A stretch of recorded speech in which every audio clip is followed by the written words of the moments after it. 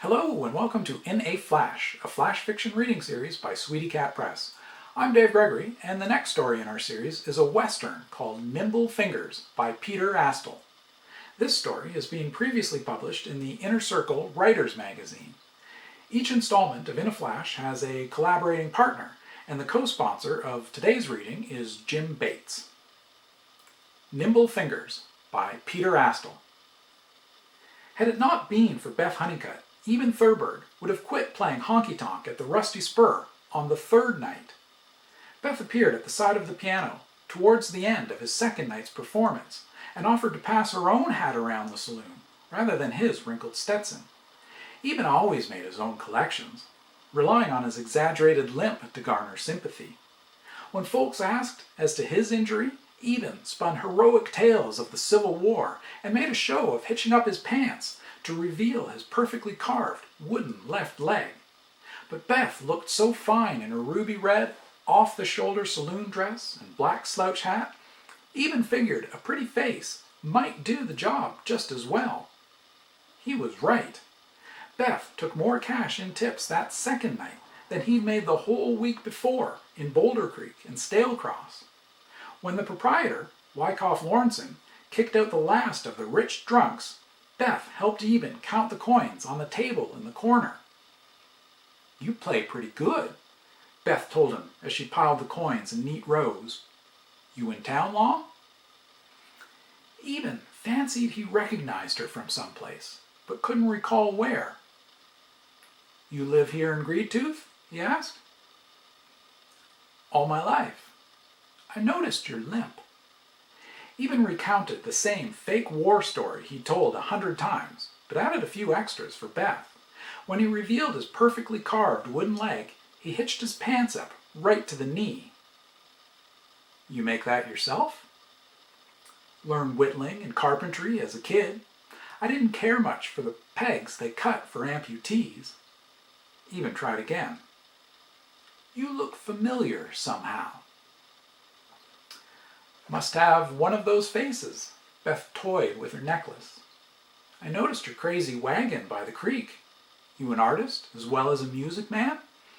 Eben lived and traveled in a brightly painted wagon, decorated in carnival colors, overlaid with a swirl of black and white piano keys.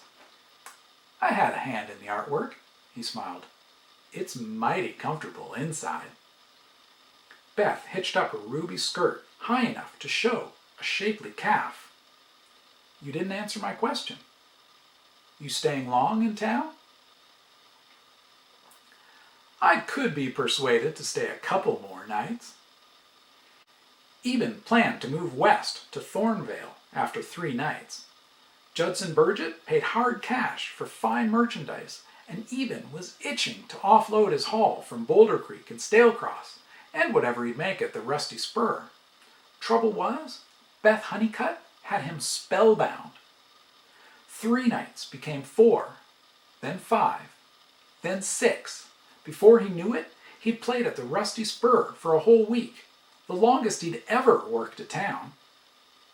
Beth cooked fine meals on the stove and listened to his lies. Her singing voice was the sweetest Eben ever heard. He wanted to take her with him to Thornvale and beyond. For the first time in his life, Eben Thurberg had the crazy notion of marrying. On the Thursday, he told Wyckoff Lawrenson that Saturday would be his last night at the saloon. Posters advertising his final performance went up in the bar. By 8 o'clock on Saturday night, it was standing room only at the Rusty Spur. Beth left early to prepare a special farewell supper back at the Painted Wagon, and Eben played the best honky-tonk piano Greedtooth Pass ever heard. Tonight, he planned on proposing to Beth. At the end of the night, he squeezed through the crowd, collecting tips in his wrinkled Stetson. Now and then he stopped to discuss his limp, and raised his breeches to show off his wooden prosthetic. The distraction worked, just like it always did. Some of the richest and drunkest townsfolk were out Saturday night, dressed in their finest clothes. They patted Eben's back, fished out coins for his Stetson, and gasped at his wooden leg. Eben's nimble fingers unclipped pocket watches and jewelry, leather wallets and fancy purses, and dollar bills. No one noticed. He slipped each item into his left pocket, with the hole cut away at the bottom.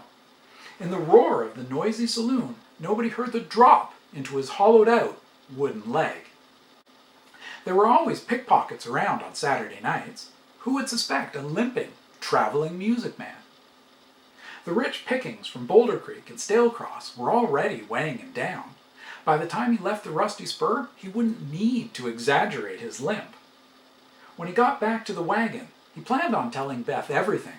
If a man was about to propose to a woman, he should show all his cards. Beth Honeycutt cooked a fine beef, potato, and onion stew as a farewell supper. She mentioned it was her grandma's favorite recipe. They dined under the stars, sitting in the wagon's box seat. Eben's long-limbed horse, Ned, dozed in front of them, an occasional snort and a swish of his tail. It wasn't long before Eben was dozing too. "I swear I seen you before, someplace," Eben said, slurring his words, even though he'd yet to take a drink. Beth took her time. She waited until his eyes were fluttering before whispering in his ear.